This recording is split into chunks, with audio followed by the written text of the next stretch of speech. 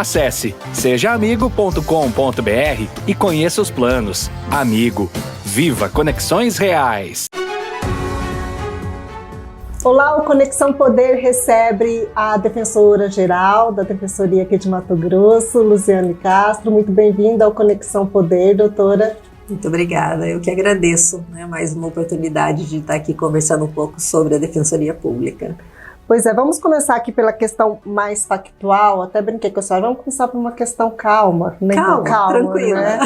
Envolvendo a Defensoria, que é essa questão de uma defensora pública que foi detida no momento ali de desocupação de uma área que tinha sido invadida, né? Isso foi aqui no interior de Mato Grosso, e a Defensoria está acusando que houve truculência da parte dos policiais envolvidos nessa situação. Como é que está isso, doutora?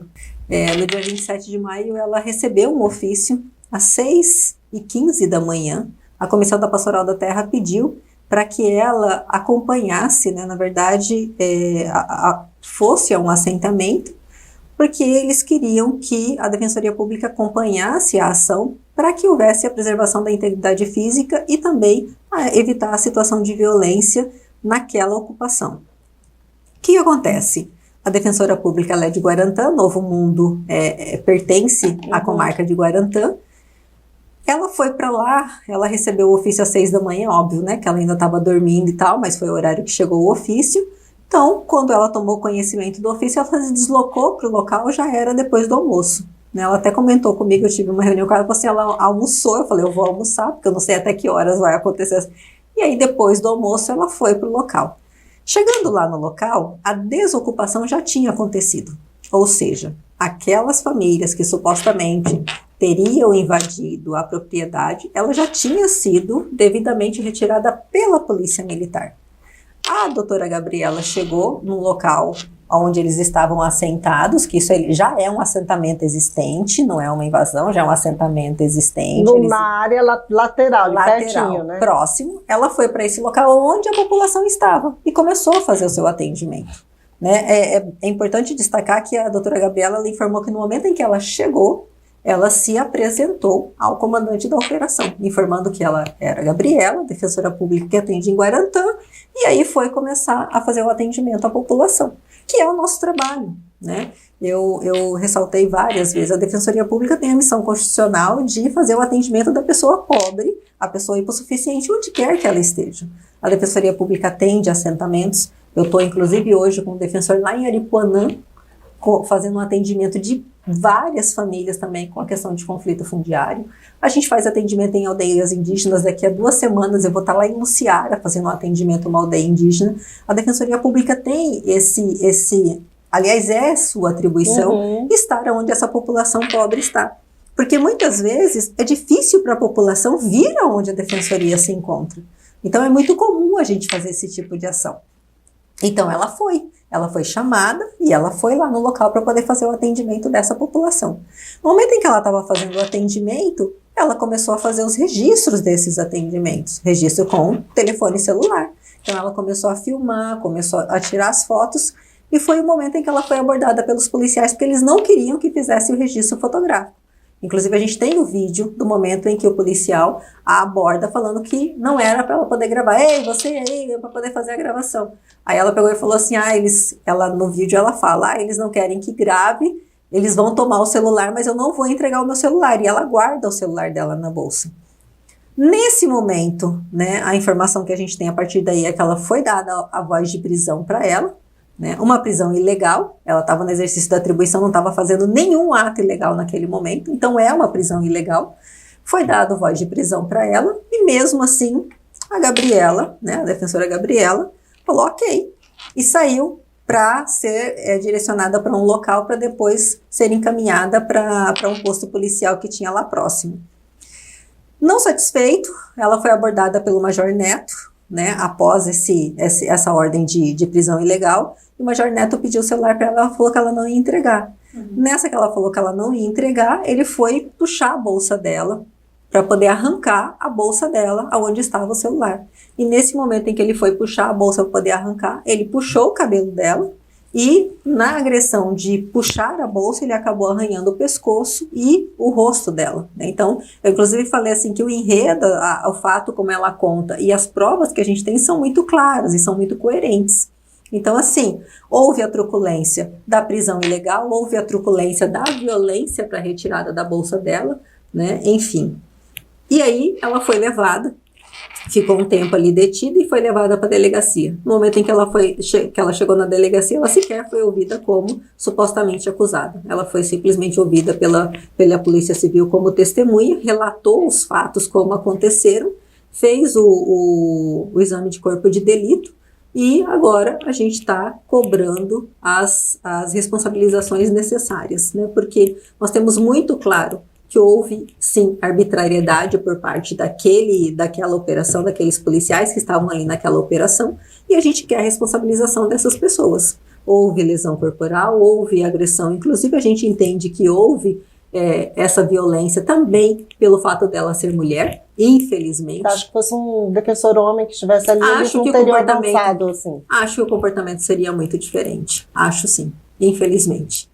Ela era uma mulher, ela estava sozinha, que foi uma outra infelicidade, porque ela se deslocou, né, para esse local de conflito sozinha. Sem apoio, né? Sem apoio, e infelizmente eu entendo sim, e que nós colocamos isso na representação. Entendemos que houve uma situação de gênero, sim, tá? Até porque nós já tivemos situações em que outros defensores estiveram na mesma situação e nunca houve nenhuma agressão a um defensor homem, mesmo numa situação de conflito fundiário. Então, assim, foi um dos pontos que a gente colocou na nossa representação. Então, ontem entregamos ao Comando Geral da PM pedindo a devida apuração desses fatos e pedindo também a punição em virtude de vários crimes. Houve abuso de autoridade, o desacato, na verdade, foi praticado por eles e não por ela, porque ela nem sequer desacatou. No momento em que, supostamente, né, no momento em que eles deram essa voz de prisão, ela simplesmente cumpriu, ela falou ok, não reagiu. E tem, inclusive, gravações de pessoas presentes falando, não, ela estava lá tranquila, quieta, encostada na parede, ou seja, né, ela obedeceu, supostamente, né, como deveria, mas não, né, porque ela não estava praticando nenhum ato ilegal. Então, nós informamos isso, inclusive já tínhamos informado até para o próprio secretário de Segurança Pública, né, que a gente vai fazer as representações como fizemos na Polícia Militar. A gente vai fazer também ao Ministério Público. O Ministério Público tem o poder, né, de apurar esse tipo de situação de excessos policiais, então a gente vai também encaminhar uma representação para o órgão, para o Ministério Público, e também a gente vai acionar a Comissão Nacional de Direitos Humanos. Doutora, falando sobre essa questão da representação, como é que está o andamento desse processo agora? Teve encontro com o responsável pelos policiais, com o chefe da corporação? Vocês conversaram sobre esse ocorrido depois? Sim, nós conversamos ontem, na verdade eu tive uma agenda com o comandante da Polícia Militar, e entregamos pessoalmente a representação. E primeiro, assim, eu destaco que foi um dos pontos que eu coloquei lá, eu tenho muita clareza que foi uma ação isolada. Tem muita clareza disso. Não que, digamos, isso seja comum e que muito haja, pelo contrário, né, essa truculência, falta de respeito por parte de outros policiais. Chegaram até me perguntar isso, porque eu fiz uma entrevista coletiva relatando quais seriam as providências que a Defensoria Pública faria, e me perguntaram isso, e falei muito pelo contrário. Eu conheço muitas pessoas na corporação, a gente trabalha, quantos anos? A Defensoria Pública existe há 25 anos no Estado. Então, assim, eu entendo que foi uma ação realmente isolada, mas não é porque foi uma ação isolada que eu não vou pedir a devida apuração desses fatos e punição desses fatos. Então, sim, nós nos encontramos com o comandante, apresentamos essa representação e, assim, não só isso, né? A gente entabulou já uma tratativa de possíveis ações para melhorar e para que as duas instituições tenham um conhecimento maior do seu papel, cada um. Então, a ideia é que a Defensoria vai até Pública, aqui, né? Seu direito vai até aqui, daqui para lá é dele, né? Exatamente. Então, a ideia é que a gente participe dos cursos de formações dos policiais militares, da mesma forma que o curso de formação de defensores, a gente vai chamar o comando da PM para que venha, participe com a gente, dê uma palestra, dê orientações. Então, a ideia é assim, todos nós somos órgãos de Estado, né? E é como eu falei, o nosso objetivo principal é atender a população. Cada um dentro da sua esfera de atribuição, mas o nosso objetivo principal é atender bem a população.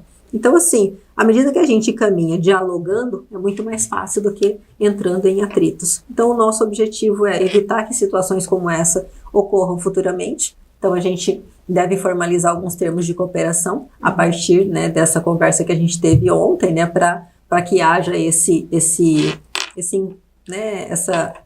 como que eu posso dizer, esse trabalho das duas instituições, conjunto, né, das duas instituições, e também que a gente peça, né, que a gente pediu foi a apuração dos fatos. Doutora, eu quero até aproveitar a sua presença aqui para que a senhora comente, a senhora já deve ter recebido alguns comentários, percebido algumas críticas do que a defensora estava fazendo lá numa área de invasão de terra. Ela estava incentivando a invasão de terra? Ela participava de alguma forma desse ato com as pessoas na invasão de terra?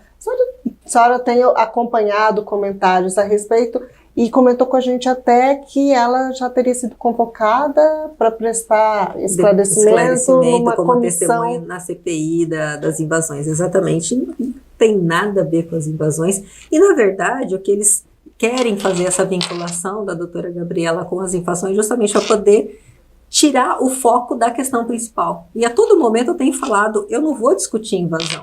Existe um programa do governo do estado que eu respeito, o programa do governo do estado, né? E também a gente não estimula a invasão de ninguém, né? A questão de distribuir fazer uma forma de distribuição igualitária de propriedades, isso daí é o governo federal, com questão de assentamentos, com redistribuição, enfim. Existem programas próprios para isso que a Defensoria Pública nem participa disso. Então, agora, incitar as pessoas a invadir em nenhum momento. A gente tem um grupo de 209 defensores, nunca nenhum defensor foi à frente. A gente faz defesa do direito das pessoas. E como eu falei no começo, a Defensoria Pública ela é um órgão que faz atendimentos individuais e faz atendimentos coletivos. E não importa onde essa população esteja, a gente vai estar onde ela precisa. Porque é muito difícil, às vezes, Márcia, imagine a essas pessoas que estão lá isoladas, que sequer têm comida para poder comer, que eles tenham que ficar se deslocando para poder fazer um atendimento. Né? O quanto é difícil, às vezes, para poder ter a solução do seu problema em um órgão público. Então, assim, a Defensoria Pública ela é protagonista de diversas ações que a gente chama de mutirões para atendimento da população onde ela está. Né? Daqui a 2 semanas, como eu falei, a gente vai estar numa aldeia fazendo um atendimento de uma população indígena. Inclusive, é um projeto lindíssimo, que a gente chama de Defensorias Maraguaia.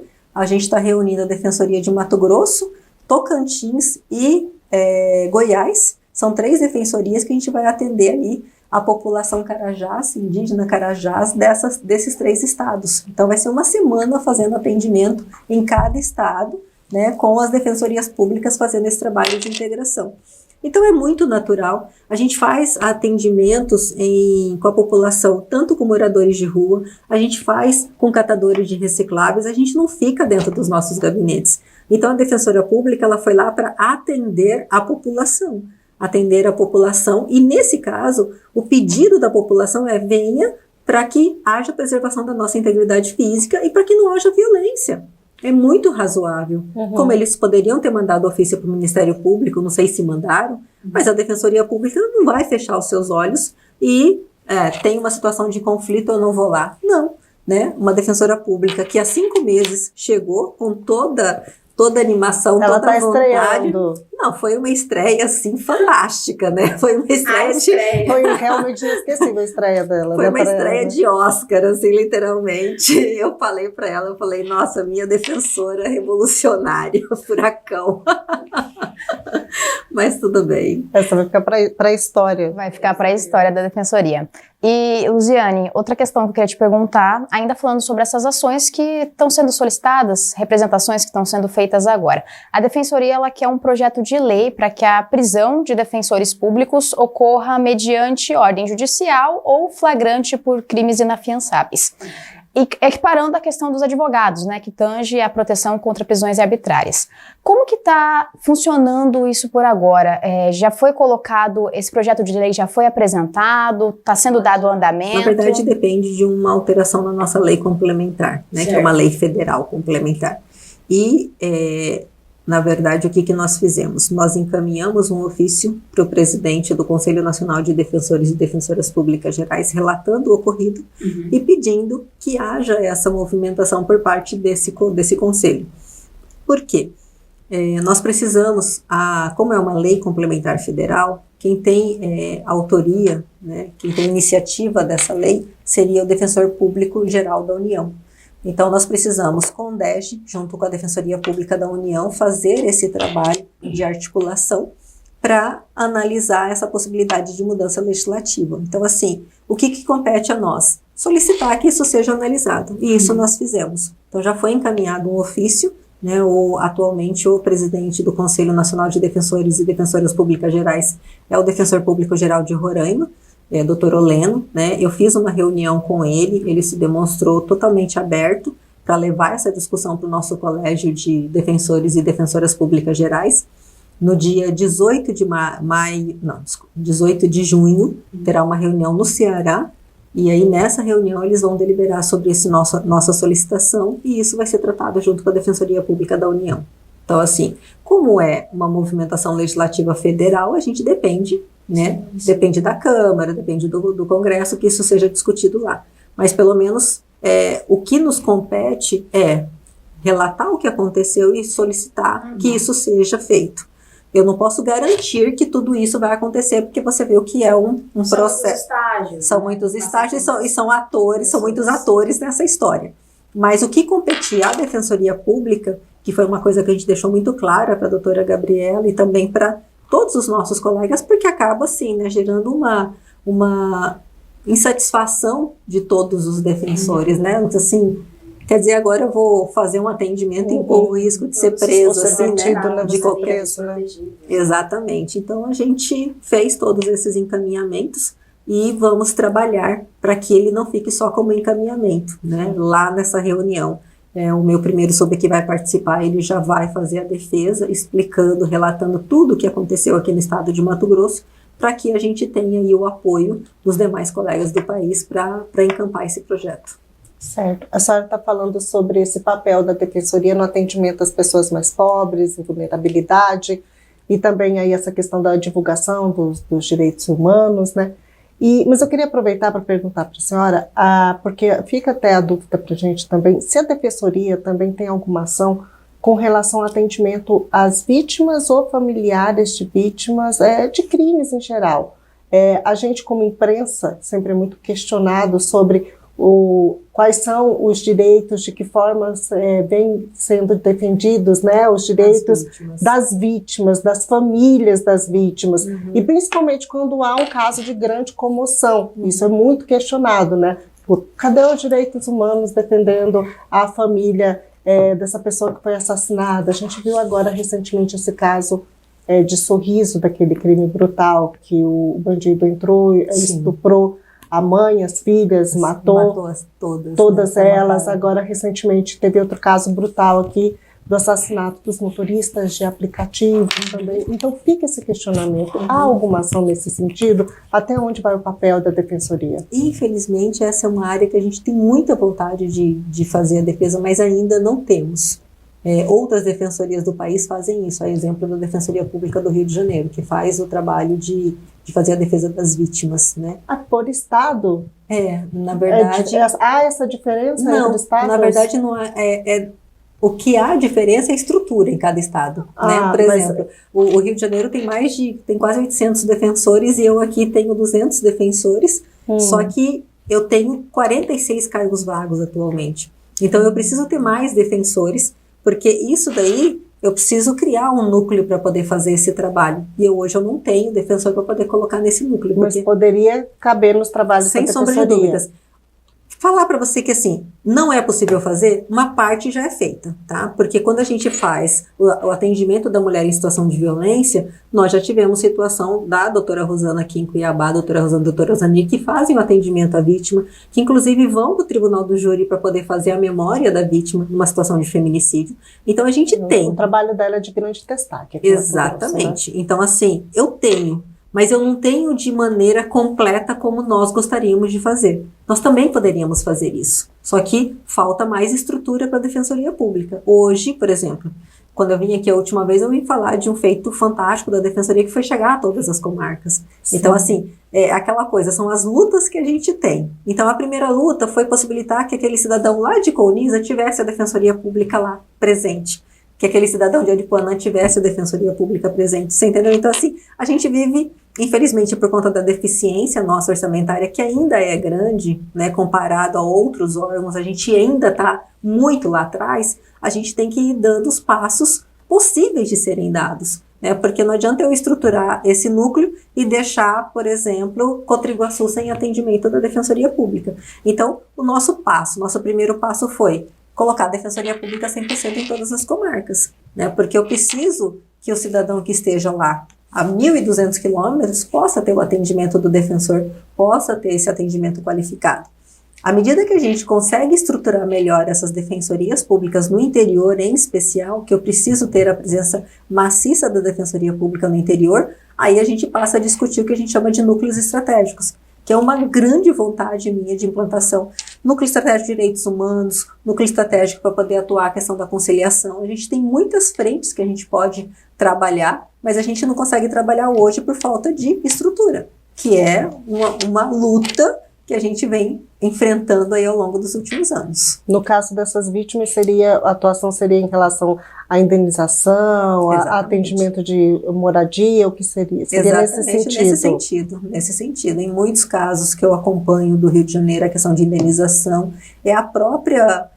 a Defensoria Pública acaba agindo como assistente de acusação também, né? Ou seja, é um papel completamente diferente, só para você ver, né? Mas lá existe um órgão totalmente estruturado para isso, que é um núcleo de direitos humanos e que ele trabalha totalmente estruturado para isso. Doutora, nesses casos de crimes que ganham certa repercussão, né? Crimes horrendos, aterrorizantes, né?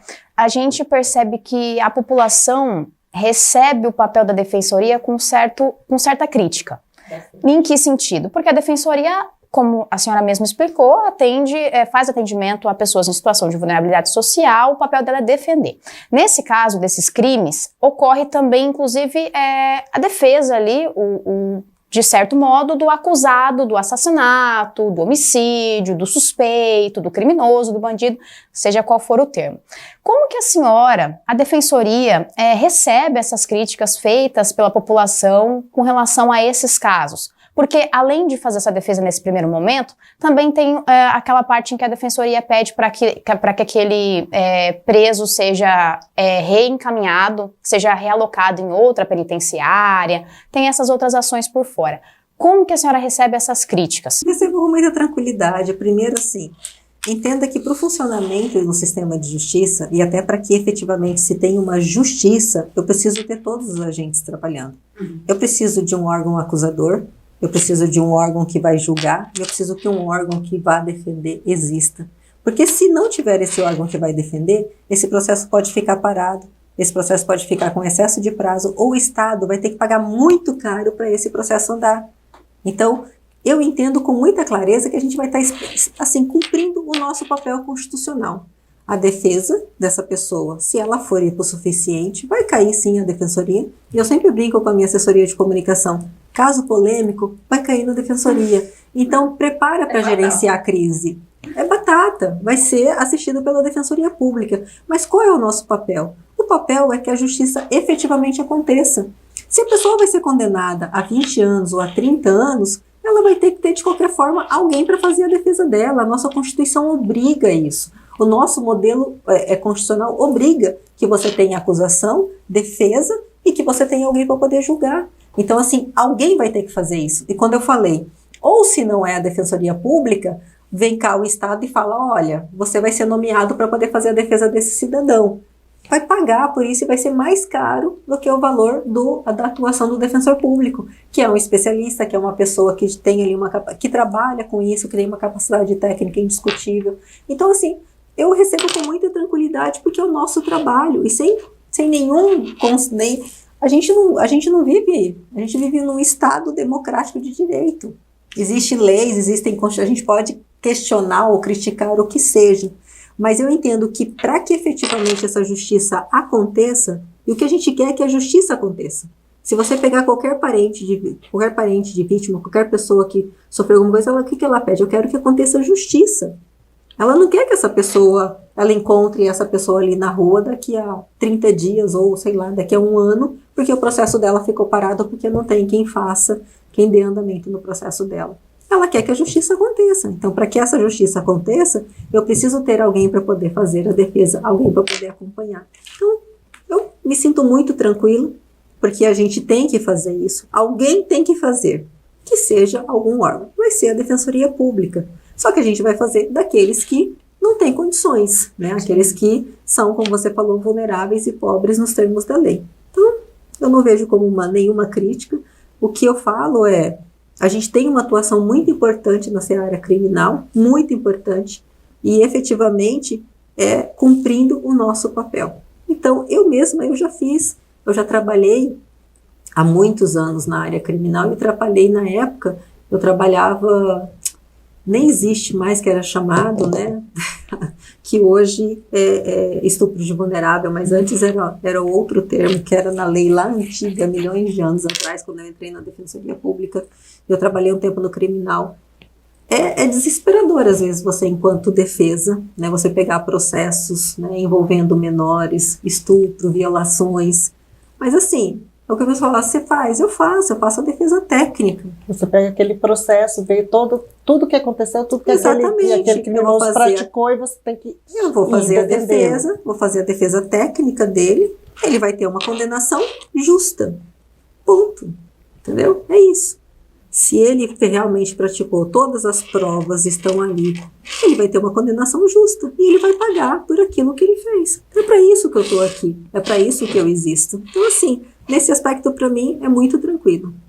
Aproveitando, só para emendar esse assunto, a gente percebe que as críticas são mais ferrenhas, digamos assim, quando, por exemplo, se pede para saber sobre a insanidade e tal daquele acusado ali, porque aí ele pode ter uma pena mais branda, né? E aí sempre questionado, mas por que estão pedindo isso? Porque aí se vier de alguma forma vir um laudo de que ele tem algum tipo de insanidade, a pena desse assassino vai ser mais branda, tendo sido um caso tão chocante. Só já deve ter ouvido isso também. Mas na verdade o que precisa ser eu preciso analisar cada caso, né? E a gente não é solicitado esse tipo de coisa em todas as situações, né? Então, assim, normalmente é porque já existe algum laudo, já existe algum indício no processo, e como eu falei, é dentro da defesa técnica.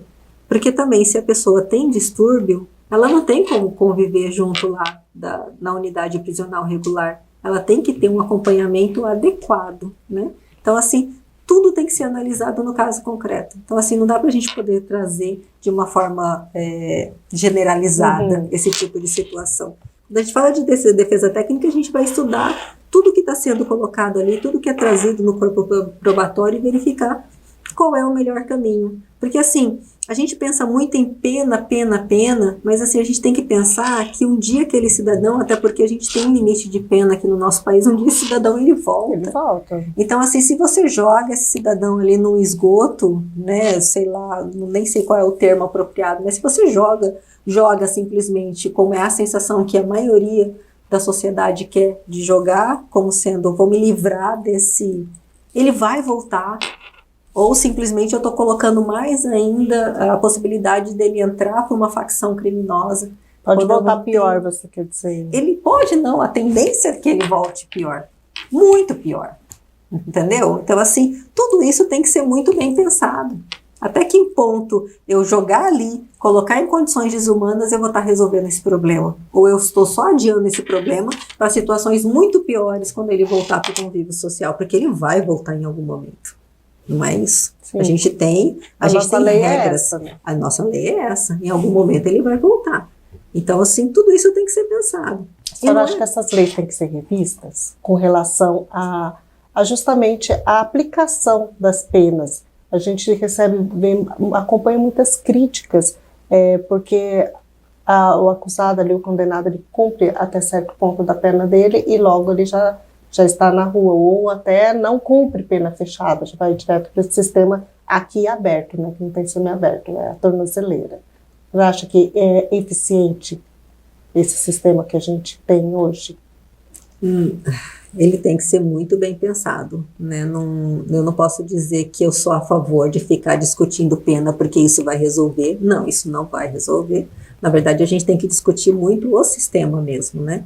E pensar sobre esse foco realmente de ressocialização. E não simplesmente de jogar as pessoas em condições sub-humanas e achar que a gente está resolvendo os nossos problemas enquanto sociedade. Porque, na verdade, o que a gente quer enquanto sociedade é só segregar, né? Que é muito fácil. Vamos segregar os pobres, vamos segregar os que cometem algum crime, vamos segregar, mas em algum momento essa caixinha vai explodir, né? E não adianta, a gente não vai, né, viver aqui completamente isolado. Então, eu acho que a solução não passa exclusivamente por uma discussão de penas mais rígidas, né? Nesse aspecto aí, eu acho que a gente tem que sentar, discutir, a gente tem que analisar muitos cenários, que não passa simplesmente por aumentar penas. O sistema prisional teria que ser alterado na sua avaliação?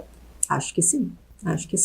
Mudando aqui um pouquinho, a gente viu que recentemente a Defensoria emitiu a nota técnica contra aquele projeto de lei que criminaliza o aborto legal aqui no estado, né? Se eu não me engano, é um projeto do deputado Gilberto Catani.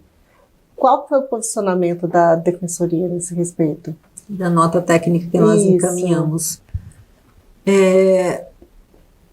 A defesa que a gente fez é que a gente entende que a mulher ela tem o direito de decidir sobre o seu corpo, né? A gente sabe que é um tema extremamente polêmico, né? Extremamente controverso e de muitos entendimentos diversos, né?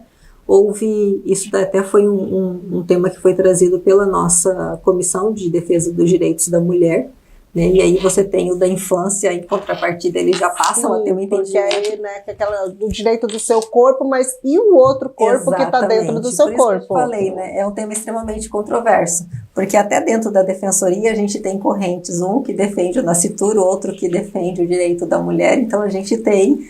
O que a gente levou foi a manifestação e entendimento de um grupo, como eu te falei, são grupos que a Defensoria Pública defende. Então, houve uma manifestação de mulheres que procuraram o nosso núcleo de defesa da mulher pedindo que houvesse uma manifestação formal da Defensoria, e aí nós encaminhamos essa nota técnica, né, nesse sentido que a mulher ela tem o direito de decidir. Em determinadas situações, ela teria o direito de decidir. Nas situações que já são previstas em lei, isso, né? Não no caso, digamos, não está se discutindo nenhuma outra liberação a mais do que já está previsto. É que eles queriam a proibir esses casos de estupro, essas situações, né? Exatamente. Que foi o ponto, assim, que isso já está, inclusive, decidido pelo STF. Então, assim, não tem o que fazer um projeto porque você já tem lei e você já tem uma decisão do STF com relação a isso. Então, não tem o que se discutir. Aí a gente discute não só, né, aspectos legais mesmo que a gente traz para serem discutidos lá na Assembleia Legislativa. Doutora, nós recebemos aqui o chefe do Ministério Público, em uma entrevista também aqui no Conexão Poder. E ele disse que ele é a favor de que as conversas entre os advogados e os presos sejam gravadas, para que supostamente seja evitado que os advogados atuem como informantes, repassando qualquer coisa que esteja acontecendo ali dentro. Puxando isso para a atuação da defensoria, do defensor, da defensora pública.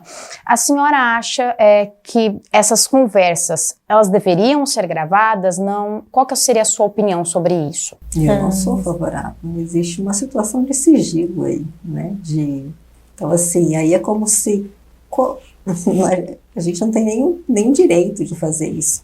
Porque, assim, o cidadão ele pode até ficar calado para não se incriminar, né? Com direito à autoincriminação. Como que eu vou ter isso gravado e ir lá para o Estado em mãos disso daí? Então, assim, é uma piada, né?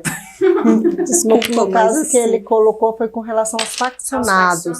É que a gente não tem essa informação de faccionado ou não faccionado. A gente não tem isso.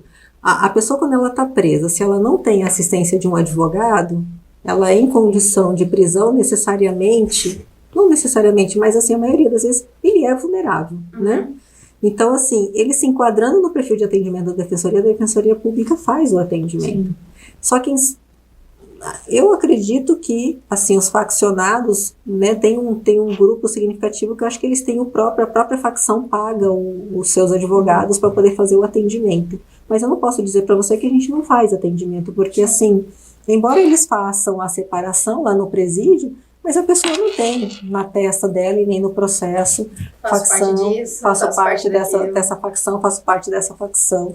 Então, assim, mas independente de ser faccionado ou não ser faccionado, a gente está falando de sigilo profissional, a gente está falando de uma entrevista reservada da pessoa, do preso com o seu advogado ou com o seu defensor público. Então, assim, eu respeito absurdamente o Dr. Deusdedit. Ele é uma pessoa fantástica, tecnicamente muito bom, né? Que vocês tiveram a oportunidade de conversar com ele aqui, ele é ótimo, mas eu ouso discordar da opinião dele. Eu não concordo que tenha essa possibilidade de gravação né, dessa entrevista do preso com o seu advogado e muito menos com o seu defensor público.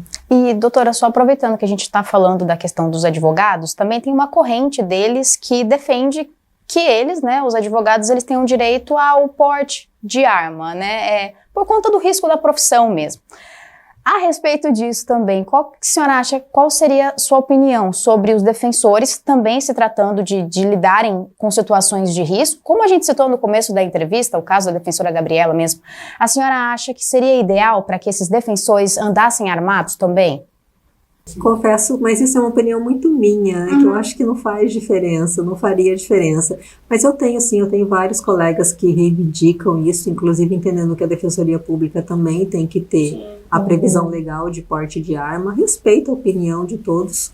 Acredito que mesmo que se tivesse isso na minha carteira, não é uma opção que eu faria. Eu acho que tem situações e situações, óbvio, né? A depender da área que você atua, a depender de situação de segurança, ok, né? Embora a gente tenha outros mecanismos, porque se tiver uma situação de risco, a gente pode fazer um requerimento de um acompanhamento pela polícia penal, né, para poder preservar a integridade. Se é uma situação do exercício da sua função, se realmente você está em uma situação de risco, a gente tem, pelo menos o defensor público, a gente tem essa possibilidade, o que certamente de um advogado não tem. Então, até justificaria a questão deles terem essa bandeira, né, como sendo uma bandeira importante para eles. Mas assim, eu pessoalmente, como não sou a favor do armamento, eu acho muito pelo contrário, eu não vejo que é uma forma da gente resolver os nossos problemas, mas isso é uma opinião pessoal, né? Então eu não entendo que não. Mas é uma corrente dentro da Defensoria Pública, a gente tem colegas e certamente se isso virar uma necessidade institucional, você vai me ver fazendo essa defesa. Né, para que haja essa alteração na lei para que os defensores públicos tenham. Né. Eu acredito que é isso. A depender da situação do trabalho do defensor, se o trabalho dele o coloca numa situação de risco, às vezes sim. Às vezes a gente tem mais problemas, às vezes, com os nossos assistidos, porque a gente não vai conseguir tudo. Infelizmente, a gente não vai conseguir. Mesmo numa situação de um processo criminal, né, a gente não vai conseguir milagre, né? Não tem essa possibilidade. Então, se está lá todo o conjunto de provas e a pessoa ainda assim fala, não fui eu, mas assim, existe um conjunto claro probatório, às vezes ela vai falar assim, não, você não trabalhou direito. Então, assim, pode passar até a ameaçar aquele colega. Nunca aconteceu isso, tá, gente? Nunca soube de situação, mas é uma situação hipotética. Então, assim, sim, a depender da situação, pode ser um instrumento de segurança para aquela pessoa. Mas eu hoje não vejo que seria a solução. Mas também respeito a posição dos colegas advogados, porque realmente é uma situação diferente. Ou até em caso de revolta popular mesmo, nesses casos de grande comoção, né? Porque a gente já viu, né, comentários, até em redes sociais de ameaçando ali o defensor, né? Já teve forma, situação olha, de deveria ameaça. acontecer tal coisa, né? A gente já teve ameaças assim a colegas, infelizmente, isso já aconteceu. É como eu falei, os casos polêmicos sempre caem para a Defensoria Pública, né? E essa não compreensão da população que a pessoa precisa da defesa, para que haja justiça, eu preciso que a defesa também opere no caso, às vezes eles veem a população, né, se colocam contra a atuação do defensor. Aproveitando, doutora, falando aqui todo esse arcabouço aí do judiciário, porque a defensoria está inclusa, né, em todo esse sistema. A gente teve agora o 5º Constitucional. Tivemos o AB também participando, né? Tivemos os representantes do Ministério Público, o AB. E a defensoria, doutora? Pois é, e a defensoria, né? Pois é, qual que é a sua opinião? Qual que é a sua avaliação? A defensoria teria que entrar? Sem sombra de dúvidas, né? A gente está inserido, está lá na Constituição, dentro do sistema de justiça. Nós estamos, uma das tentativas de trabalho em nível nacional de alteração da legislação é a criação do Conselho Nacional, assim como a gente tem aí o Conselho, o CNJ, o CNMP, também ter um Conselho Nacional da Defensoria Pública, né, nos mesmos moldes. E aí a ideia é que a gente, nessa emenda constitucional, a gente também incluísse um 5º Constitucional para a Defensoria Pública nos nossos tribunais superiores. Então essa seria a ideia, né? A gente está trabalhando isso porque entendemos sim que a Defensoria Pública tem que participar desse processo, né? E não via o AB, até porque sim, a gente não diferente, tem... né? Exatamente. Vocês a gente não estão advogando particulares. Não, exatamente. Ali, né? A gente não tem a obrigação de manter o nosso cadastro na OAB. A gente precisa só apresentar no momento da posse. Após, já tem declarado pelo STF que não é necessário mais esse vínculo com a OAB. Então a gente tem vários colegas que não tem mais vínculo com a OAB, simplesmente pede a suspensão, né, ou sei lá o que pediram, mas não tem mais esse vínculo ativo. Então não é via OAB, é via Defensoria Pública mesmo.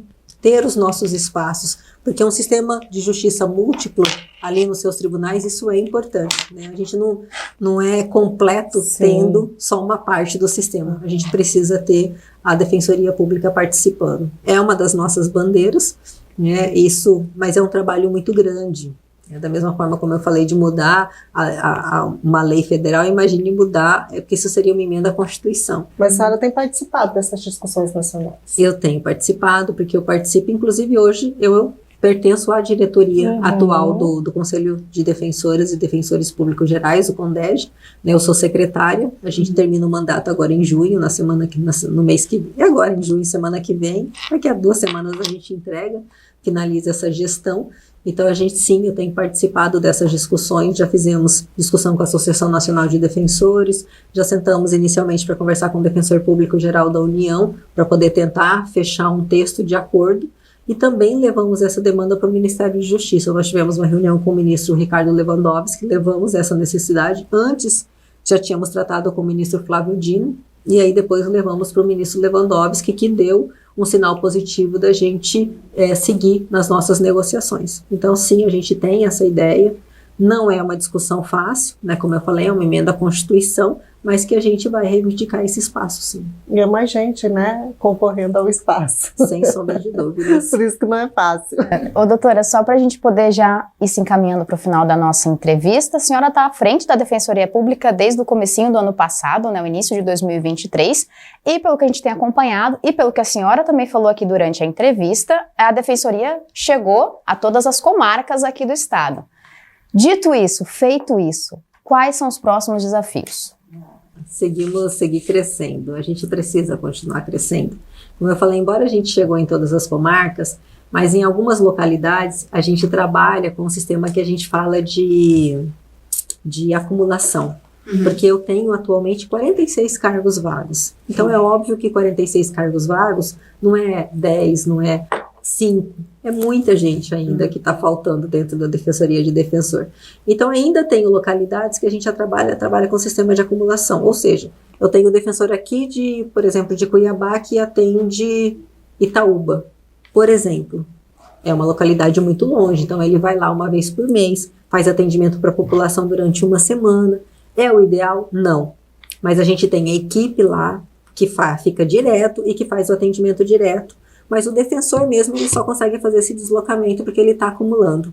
Não é o modelo ideal, mas é um modelo que a gente tem para poder evitar nomeação de advogado dativo, para poder ter um custo alto para o Estado e efetivamente a população ter a Defensoria Pública, ter as portas da Defensoria Pública abertas para serem atendidas. Então a gente vai seguir lutando para que esse crescimento aconteça. Eu preciso ainda nomear, ter mais defensores trabalhando, eu preciso ter um corpo maior da Defensoria Pública e hoje eu falo que a nossa maior luta é ter a Defensoria Pública visível, né? Por quê? embora a gente chegou em todas as comarcas, mas em algumas eu ainda não tenho ponto de atendimento físico, a gente ainda está correndo, fazendo convênio com prefeitura ou com o Poder Judiciário para poder ter um espaço para atender, para a Defensoria Pública atender. Aí, às vezes, os espaços que são disponibilizados são espaços muito pequenos, então, assim, eu tenho ali a equipe toda amontoadinha. Enfim, a gente está nesse processo de franco crescimento, né? E o que é muito importante destacar, a gente tem tido um bom diálogo com o governo do estado. Eu choro muito, reclamo muito, mas a gente tem pelo menos esse respeito, esse diálogo, esse entendimento que é um órgão que ainda precisa desse momento de crescimento, né? A gente sabe que outros órgãos lá atrás cresceram muito mais que a Defensoria Pública, a gente tem pedido esse momento, essa compreensão para que a gente possa crescer e conseguir atender a população adequadamente. Então seguimos nessa luta de crescimento, sem sombra de dúvidas tornar a Defensoria Pública visível e acessível à população e trazer para os nossos quadros mais defensores e defensoras. Porque além das comarcas, tem os núcleos de atendimento, Exatamente. né? O núcleo de atendimento à mulher, à infância, então tem muita atuação. Tem muita coisa, né? Como você mesmo falou, a questão do atendimento às vítimas, núcleos estratégicos que a gente pretende implantar. Essa tem sido um pedido frequente da sociedade, né? Sim, exatamente. Do atendimento às vítimas. Exatamente. Então a gente quer, tem muita coisa para poder trabalhar, mas realmente é o que eu falei, ainda falta um pouco de corpo. Porque a gente está com aquele cobertor curto, né? Então, eu puxo um canto, descubro do outro, aí eu puxo para cá, descubro dali. Então, a gente está fazendo esse malabarismo. O que eu tenho ressaltado mesmo com poucos recursos, a gente tem trabalhado intensamente, né? Intensamente, para a gente poder conseguir levar a defensoria a todos os cantos da melhor forma possível.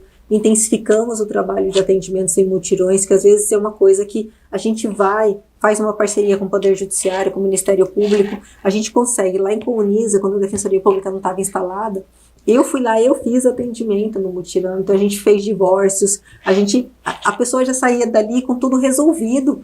Então, assim, sabe que é você entrar no órgão, fazer todo o seu atendimento, e sair dali com a sua sentença, com o seu acordo com o seu marido ali, que é ex-marido, então já estava tudo definido, guarda, alimento, divisão de bens, tudo, assim, na hora. A pessoa entrou com todos os documentos e já sai com a sentença na mão, aí já vai ali no cartório e já faz Resolveu a alteração. A vida ali. Resolveu a vida em 2 horas. Acho que isso é o que todo cidadão quer, chegar no lugar, sair resolver lá, tudo. Resolvido. É a mesma coisa que a gente fala dos indígenas. Só estando nas aldeias indígenas a gente vê o quanto eles têm dificuldade. Porque primeiro para eles serem entendidos.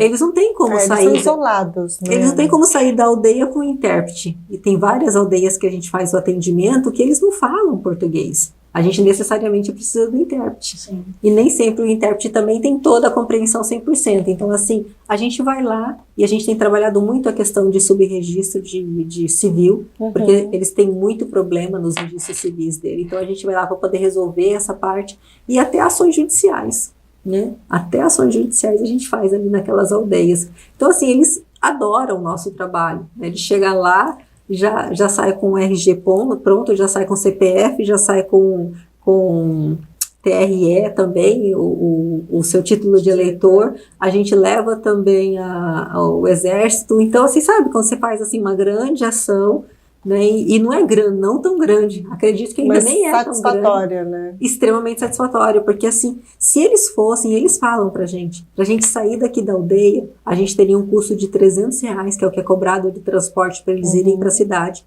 Na cidade, eles ficariam pelo menos 1 semana, porque eles ficam migrando de um órgão para outro, e nem sempre são resolvidos os seus problemas, e eles têm que voltar. Então, assim, além do tempo e do dinheiro que a gente economiza, então, assim, cara, é fantástico. São ações, assim, que eu adoro fazer. Agora a gente quer abrir frente para atendimento dos quilombolas, povos originários, né, pessoas dos povos africanos, enfim, a gente está fazendo várias aberturas e campos de atendimento para a população que precisa. Tá certo.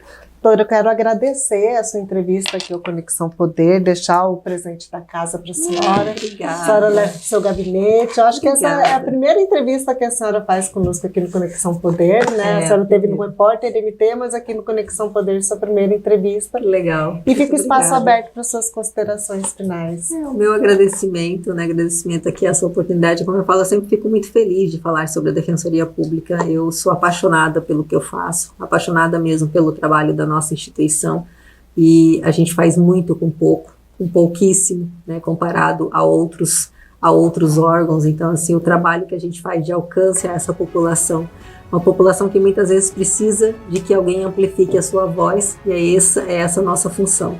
Então, às vezes a gente vai incomodar, às vezes a gente não vai agradar as pessoas, né? Mas infelizmente é o nosso trabalho, né? É dar esse amparo, dar essa assistência, dar esse acolhimento, e eu fico muito feliz de ver que a gente está conseguindo seguir no caminho certo de fortalecer a Defensoria Pública, levar justiça e cidadania a quem mais precisa. Certo, obrigada. Obrigada também, Karine, e todo mundo que nos acompanhou até aqui.